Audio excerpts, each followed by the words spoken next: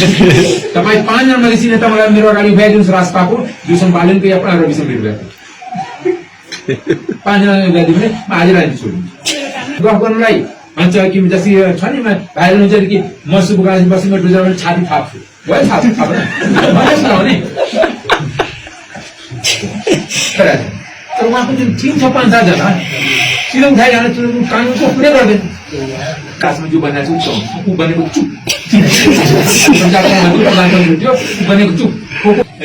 मनिषाको भ्रम थियो कि राख्छ मलाई भ्रम थियो दिगमा जाने भ्रममा बाँच्नु हुँदैन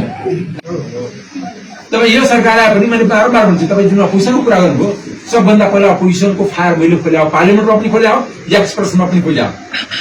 मैले भने यो पुलिस स्टेट हुँदैछ डरले शासन चल्ला त विकास हुँदैन मैले यो वर्ड भनेको छु डरमा जान युज गरेको छु म पोलिटिकल साइन्सको विद्यार्थी म छोराइ लिएर वर्डहरू युज गर्छु तपाईँलाई म बताउँछु किन म त्यसमा